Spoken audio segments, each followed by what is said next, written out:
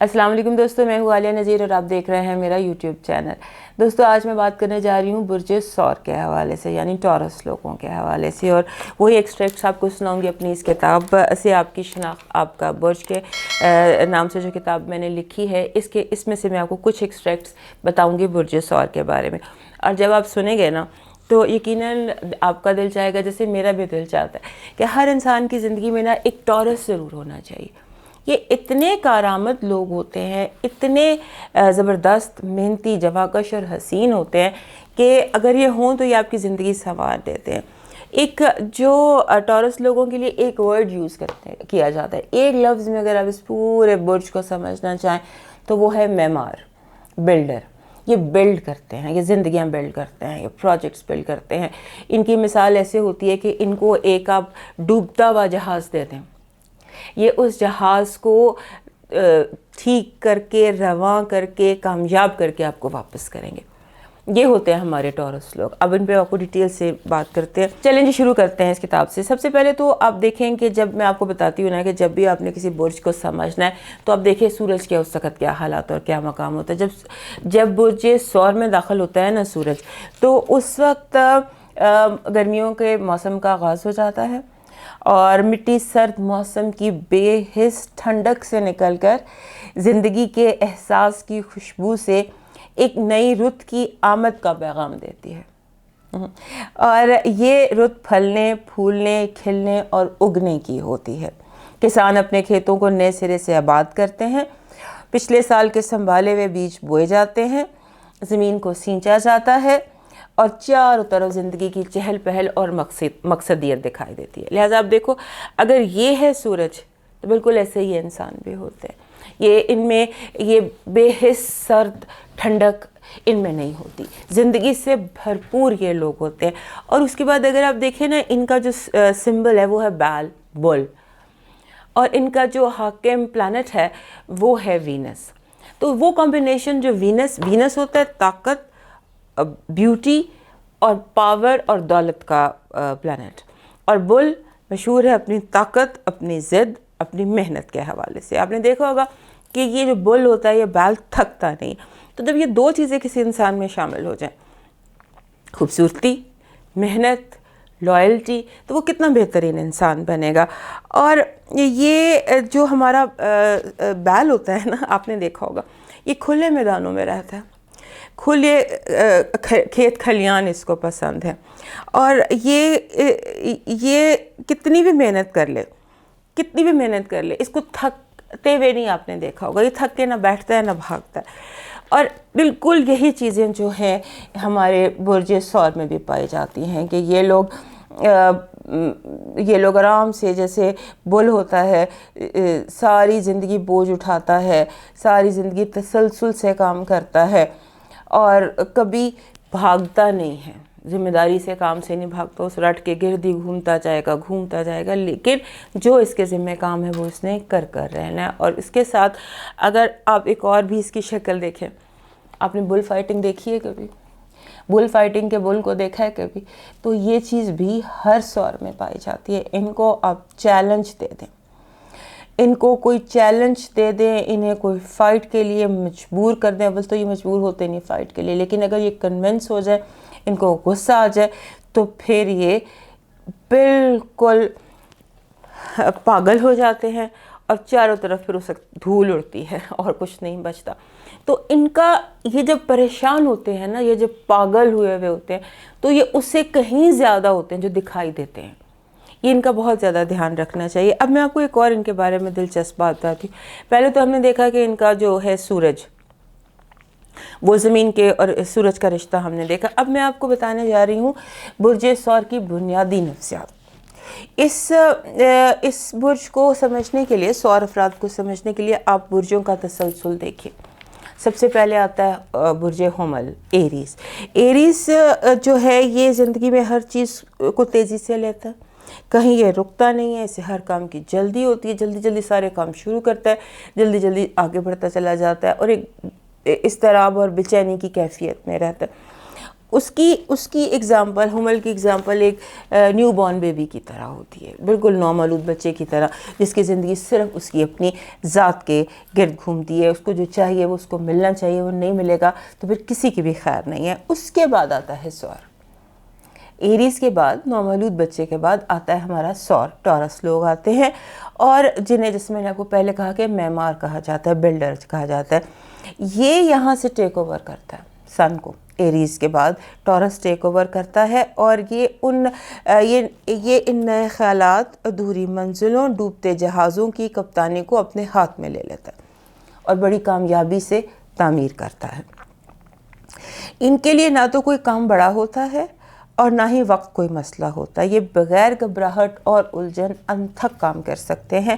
جب کوئی اہم پروجیکٹ ان کی آنکھوں کے سامنے تکمیل کے مرحلے سے گزرتا ہے تو اسے ایک ایک اینٹ کی خوشی محسوس کرتے ہیں، اس کو بنتا ہوا دیکھتے ہیں اور اس کو انجوائے کرتے ہیں. یہ ہر ٹورس میں بائی ڈیفالٹ ہوتی ہے.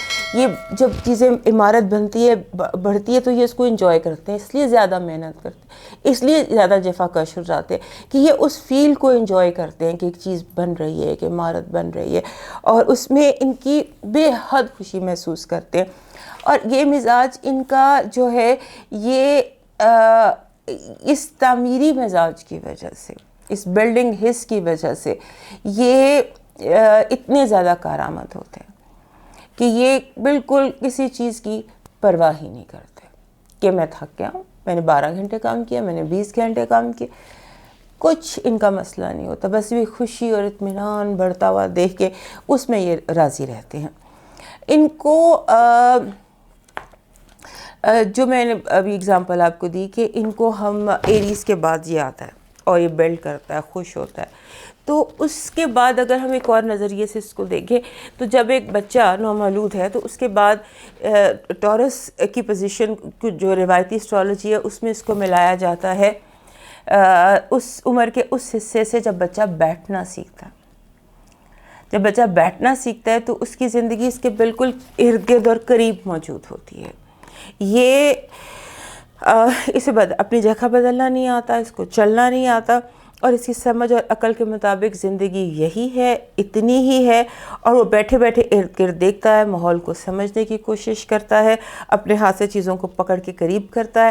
اور اگر آپ غور کریں، ایک بچہ جو بیٹھنے کی عمر میں ہوتا ہے، اب اس نے چلنا نہیں سیکھا ہے اور وہ بیٹھنا سیکھا ہے صرف، تو اس کے چہرے پر، اس کی زندگی میں ایک بہت عجیب طرح کا اطمینان ہوتا ہے. کوئی فکر نہیں ہوتی، نہ بھوک کی فکر ہے، نہ کل کی فکر ہے، نہ آنے والے کل کی فکر ہے، کوئی پریشانی نہیں ہوتی. اس کی زندگی ایک انتہائی، اس کے چہرے پہ ایک ایسی محبوب سی کیفیت ہوتی ہے نا کہ آپ اس سے پیار کرتے ہیں. تو یہ سور کا مزاج ہے. یہ اس بچے کی طرح جو بالکل جس نے بیٹھنا سیکھا ہے اور اس کی زندگی اس کے ارد گرد ہے. تو یہ ہمارے سور کا بنیادی مزاج ہے. ہمارے جو سور افراد ہیں نا، ان کی جو بنیادی خصوصیات ہیں، بیسک ان کی جو کوالٹیز ہیں، اس میں یہ کہ یہ بالکل صاف ستھرے ہوتے ہیں، عموماً خوبصورت اور اٹریکٹیو ہوتے ہیں. ان کے فیچرز اچھے نہ بھی ہوں تو ان میں عجیب طرح کی ایک اٹریکشن ہوتی ہے، بس ایک پرکشش کہہ لیں. اس کے بعد یہ ایماندار ہوتے ہیں، پھر یہ ذمہ دار ہوتے ہیں، اور کھرے صاف ستھرے لوگ ہوتے ہیں. ان کی جو منفی خصوصیات ہیں، ان کی بیڈ ہیبٹس میں یا منفیت میں، سب سے پہلے تو ان کی سستی ہے. یہ سر فہرست سستی ہے، سست ہوتے ہیں اور کسی بھی بات سے جلدی اکتاتے نہیں ہیں. بلا وجہ گھنٹوں بیٹھ کر بھی انتظار کر سکتے ہیں، گھنٹوں، کوئی انہیں فرق نہیں پڑتا.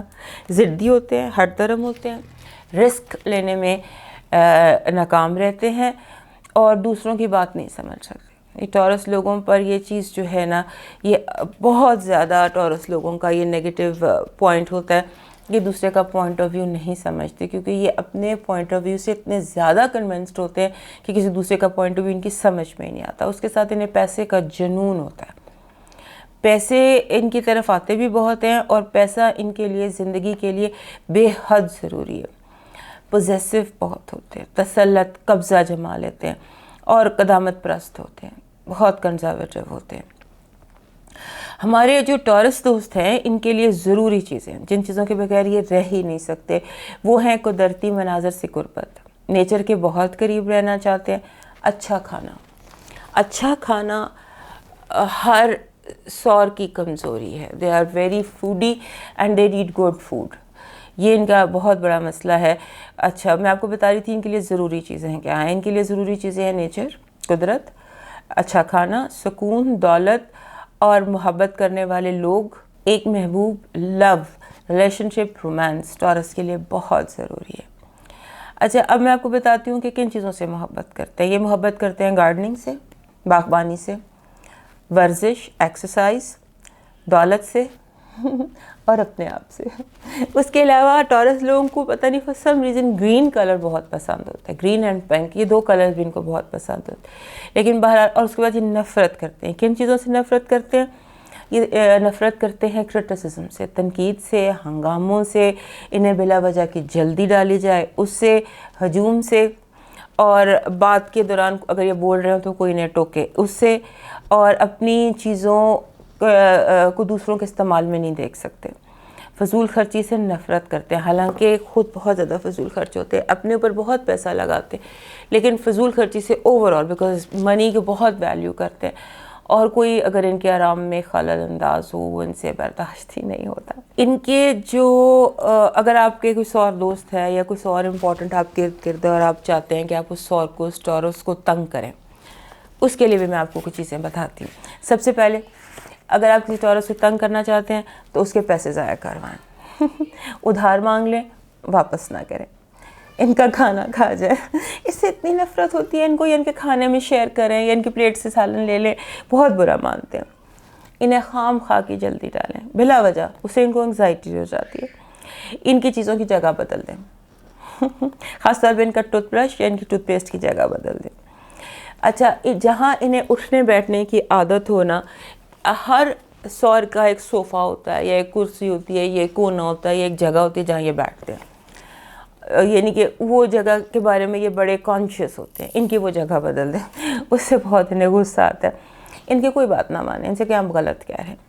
اس کے بعد ان کے جو خیالات اور ان کے اصولوں کا مذاق اڑائیں، اس کو یہ بہت برا مانتے ہیں. اب ان کے خیالات اور اصول، جیسے کہ میں نے آپ کو بتایا کہ یہ ہمارے دوست بہت زیادہ انٹیلیجنٹ ہوتے ہیں، چیزوں کو سمجھتے ہیں. ہمارے جو سور افراد ہیں نا، سور لوگ، ہمارے ٹورس دوست، یہ اپنی ضد کی وجہ سے مشہور ہوتے ہیں. میں نے آپ کو بتایا کہ یہ سب سے زیادہ ضدی برج ہے بروج میں، اور یہ اتنے ضدی ہوتے ہیں کہ یہ اپنی ایڑیوں میں گڑ جاتے ہیں. ایک محاورہ سنا ہوا ہے نا، ایڑیوں میں گڑ جانا. یہ ایڑیوں میں گڑ جاتے ہیں اور پھر ٹس سے مس نہیں ہوتے. آپ انہیں نہیں بدل سکتے. بڑا کوئی بیل کو اس کی جگہ سے ہلا سکتا ہے؟ نہیں نا.